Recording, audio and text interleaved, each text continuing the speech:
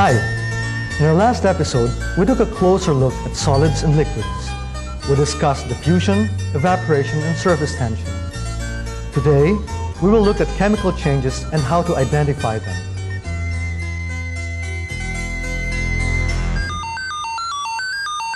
Do you agree that nothing is permanent in this world? All changes in the material universe can be explained in terms of atoms and molecules. Even as I speak, the things around us are constantly changing. In the microworld of atoms and molecules, chemists look for explanations for the chemical changes we observe in the macroworld. These chemical changes take place around you in your own homes, workplaces, and immediate surroundings. How can we tell if a chemical change has occurred?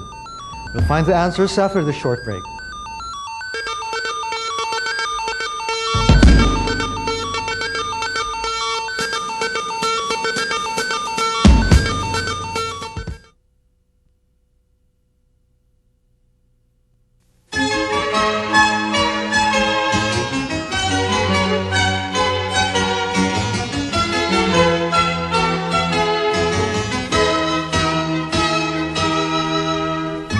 To find out what we mean by indicators of chemical changes, let's listen to Mrs. Lilia Vergara and her two students, Christine and Arvin.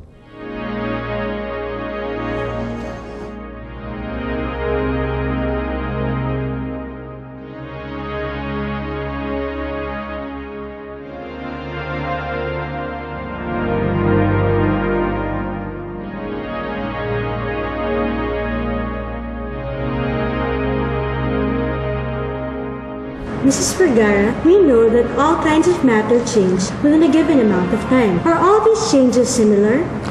Before I answer your question, Christine, I'd like you to look at this candle and tell me what you see. It's white, solid, and waxy, and it easily flakes off. That's correct, Christine. Suppose you light the candle and tell us what else you'll see.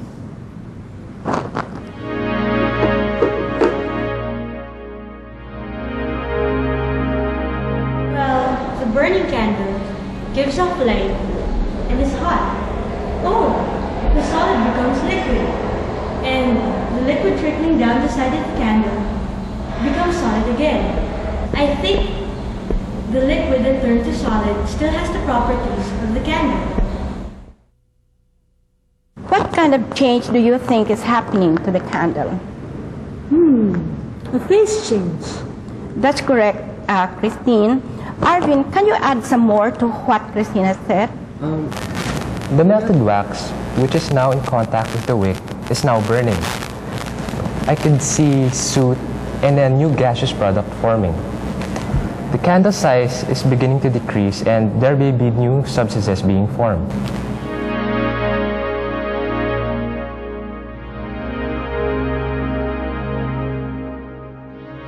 Candle wax is a mixture of hydrocarbons called paraffins and alkenes. A typical hydrocarbon component of candle wax is octadecane. The burning of the candle involves a chemical reaction of substances like octadecane with oxygen in the air. The products of the burning of octadecane are water vapor and carbon dioxide. Let's return to Mrs. Vergara, Christine, and Arvin.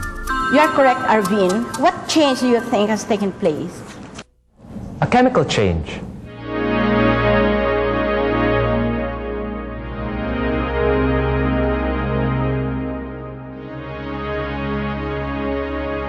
How will I know when a chemical change has occurred? I'll show you two other reacting systems so that you can answer your own questions. Christine, here is a solution of sodium bicarbonate.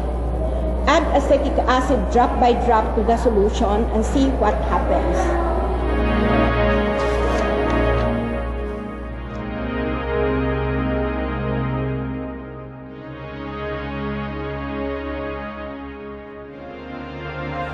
I see vigorous bubbling. Yes, the formation of bubbles indicate that gaseous product is forming. This is an indication of a chemical change.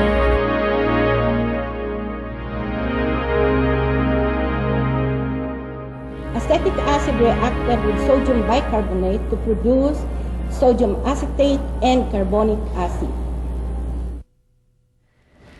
But how do you explain the formation of gas bubbles? And what is the gaseous product in the bubbles? Is it possible there had been another chemical change? Yes, you're on the right track, Christine. Carbonic acid decomposed to produce carbon dioxide and water. The gas evolved is carbon dioxide. Hey, I observed the same kind of bubbling when I open a bottle of soft drink, especially when I shake the bottle first.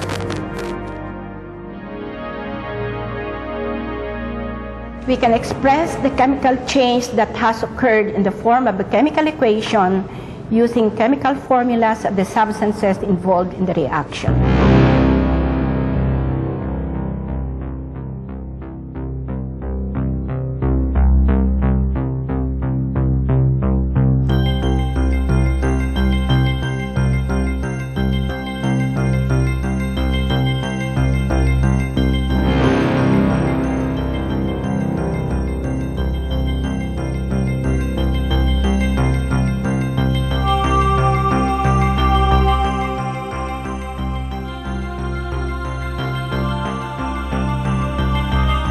Carbonic acid easily decomposes into carbon dioxide and water.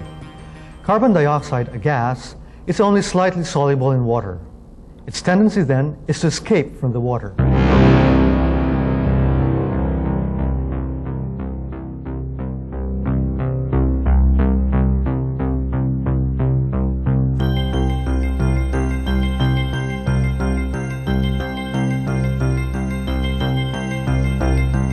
Hydrogen gas is produced when active metals such as zinc or magnesium react with an acid such as hydrochloric acid.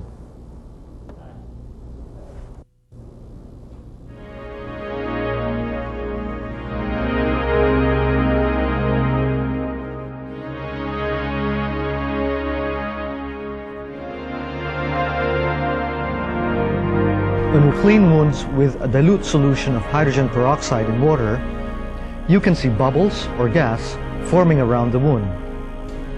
With the help of the enzyme catalase in the blood, hydrogen peroxide decomposes more quickly into water and oxygen. The oxygen also cleans the wound. Before we go back to Mrs. Vergara and her students, let's pause for a short break.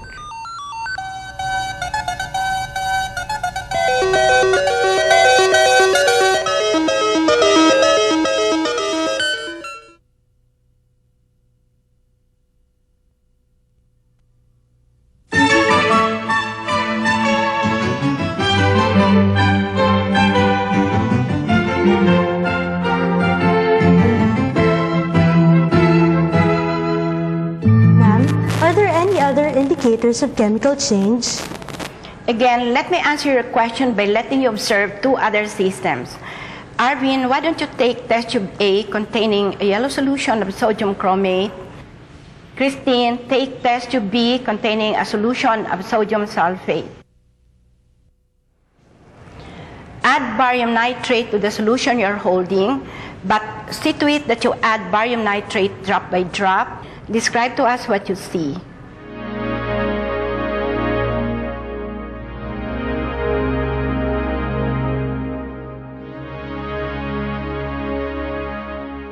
Oh, there's a yellow substance forming.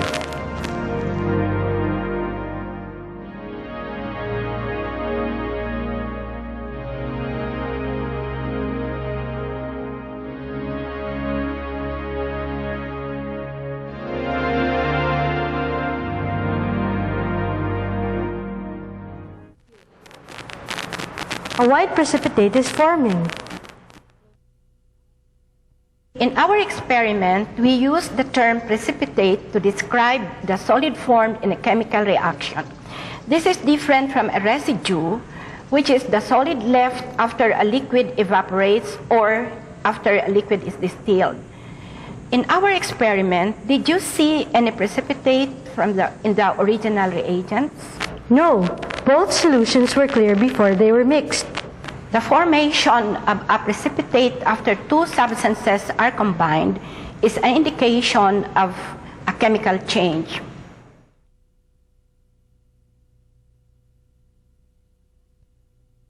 What What do you think is the yellow precipitate formed, Arvin? The reaction is between barium nitrate and sodium chromate, so the precipitate could be barium chromate. Right, and the other product is sodium nitrate.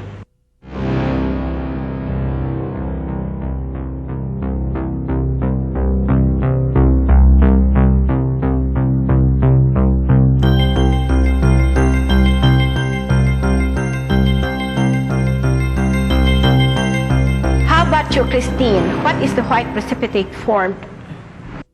The reaction is between barium nitrate and sodium sulfate. So I guess the product is barium sulfate. Right, and the other product is also sodium nitrate.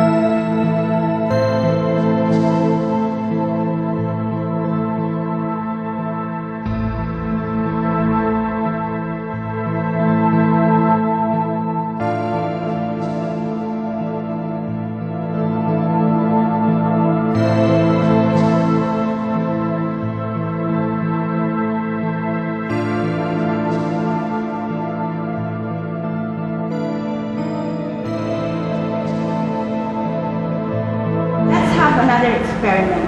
Arvin, get the yellow solution, and Christine, get the blue solution.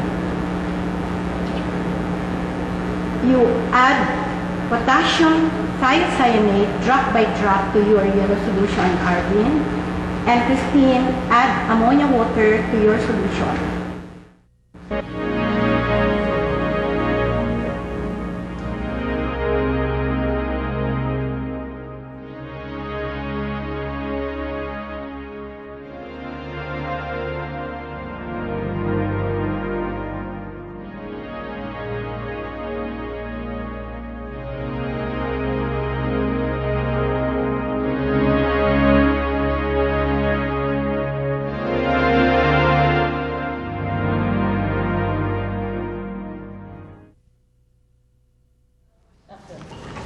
The solution turned dark red, but I don't see any precipitate.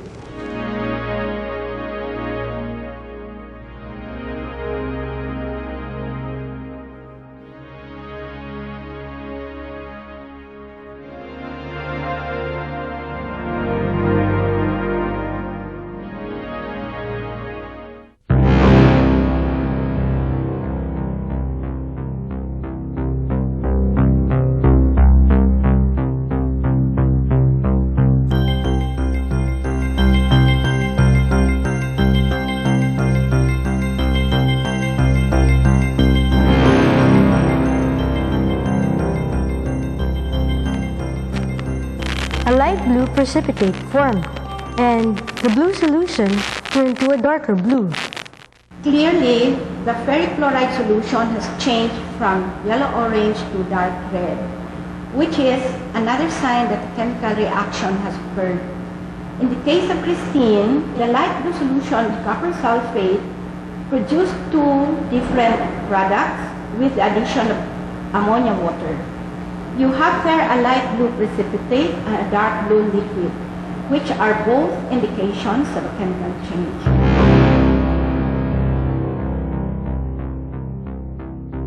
Many chemical reactions are colorful. Some naturally occurring substances or synthetic products are pigments used in paints and in dyes for cosmetics and fabrics. Are there other indicators of chemical change? Let's go back to Mrs. Vergara and her students. This is a saturated solution of copper sulfate, and this is a piece of steel wool, which is mainly iron. Will you describe to us the characteristics of both solution and steel wool? Christine?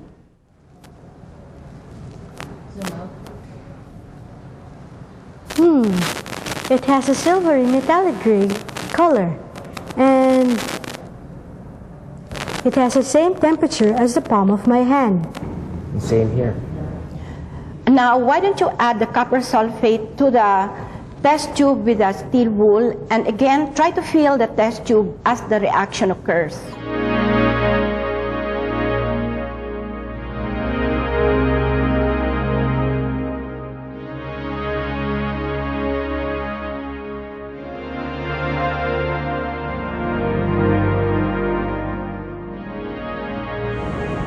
It's hot.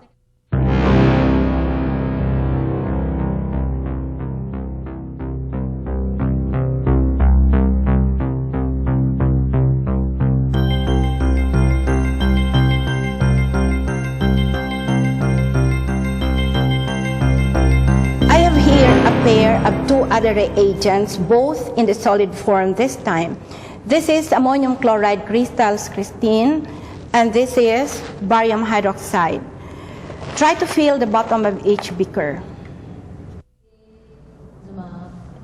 It's as warm as the palm of my hand. Okay, now what you can do is mix the two solutions and then stir it very well and hold the beaker in your palm. Compare your first observation with your next set of observations.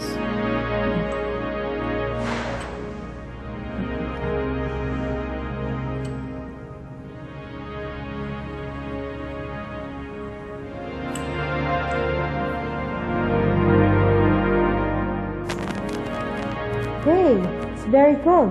Just the opposite of the first reaction.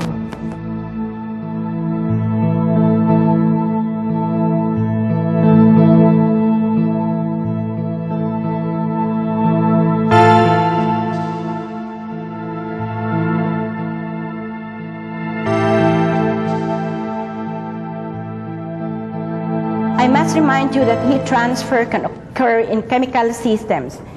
Reactions between solids, two solids, or two liquids can either absorb or evolve heat. And this is another indication that a chemical change has occurred.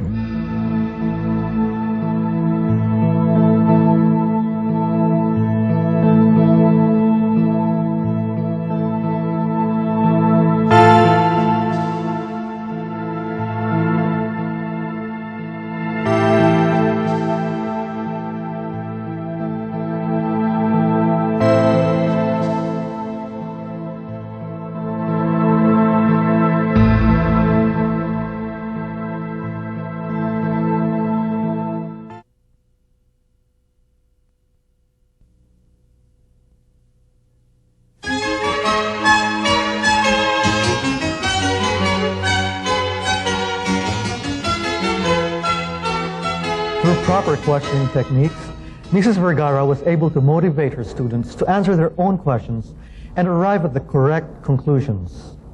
The use of well-planned and well-thought-out classroom experiments helps to enhance their observation skills. There are other aspects of chemical changes that we will explore in future episodes. In our next episode, we will discuss the mold.